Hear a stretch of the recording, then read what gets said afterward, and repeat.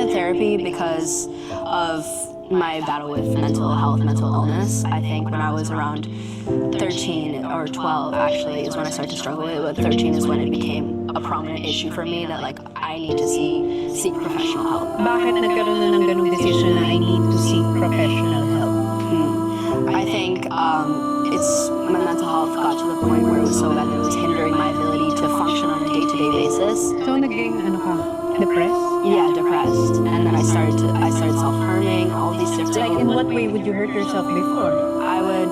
You would cut? Yeah, I would cut myself.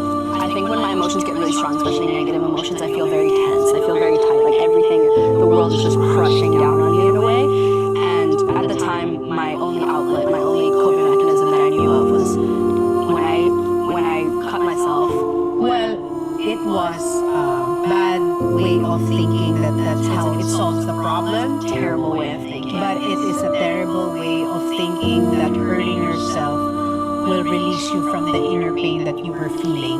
Kasi may kinuusap ako, the reason why they hurt themselves physically is because the internal pain is too much that they have to see an external pain just to divert from the inner. It's kind of feeling like there's a release, like you're At saka na-divert sa ibang lugar yung pain when it's too much. When in fact it's not, it's a very unhealthy way of dealing with an internal pain. Yes. Pero bago ka mag-therapy at bago ka makarating dun sa depression and harming yourself, may pinagdaanan ka kasi. You went through something nung bata ka. Yeah, different types of abuse actually, because I think my parents were very busy with their work often, so my Yaya was my companion a lot of the times, and she was abusive in more ways than one. So one of the ways was verbal, so she'd always insult me, say the same things these two people on Twitter were saying. Okay, When you say disappointment, Yan ang sinasabi sa'yo. stupid, Yaya mo? yeah, all these different things. And then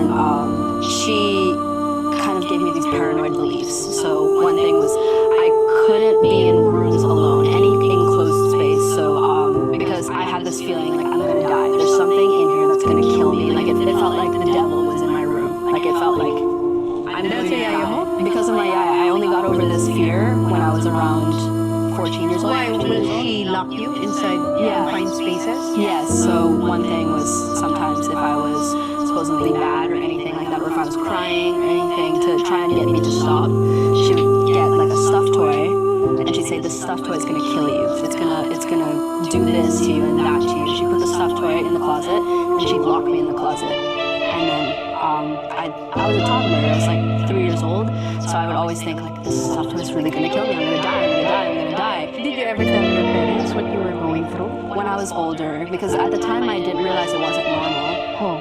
It was all I had known for a while because I was a toddler, and I didn't realize this wasn't a regular kind of disciplinary action or move or anything like that. So I remember I casually mentioned it to my first grade teacher, and then she told my parents, and she said like, this isn't okay, like you need to get help, blah blah blah blah. And Kinausap ka ng parents mo about it? yeah, they told my parents. I think that was the first kind of taste of like my parents finding out something about my Yaya. But I only fully told them everything when I started going to therapy, and I realized, okay, wait, this wasn't normal, that wasn't normal, this wasn't normal. Parang yung kinukwento sa atin ni Eman ngayon is also an awakening para sa ating mga parents. Na yung kung saan natin iniiwan at kung sinong nag-aalaga sa mga anak natin, malaki din ang nagiging impact nila sa personality at pagkatao ng mga anak natin. Yan ang magiging childhood memory nila. So kung anong ginagawa ng yaya or ng guardian, magkakaroon ng malaking impact yon. So paano yan naka-affect sa mental health mo growing up? Na naging malaking influence yung yaya. Kasi sinabi mo, naging verbally abusive siya sa'yo in a way? Yeah. She puts you down the way she speaks to you? Yeah. Physical? What kind of physical was done to you? Because I was scared to be in rooms alone, she had to sleep in bed with me.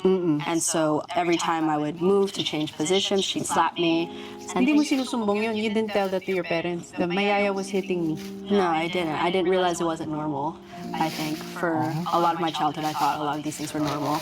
So gaano katagal nag-last? Naalala mo ba yung ganong cycle of like Abuse? I think she got fired for an unrelated reason to me. I think she talked back to my parents. Yeah, that's when she just left the next day, and I never saw her again since. Yeah, pero yung impact na ginawa niya sa buhay mo, di ba? Yeah. After a while, I started to realize it was wrong, and I started to process more things. But there were some things that were, I was scarred in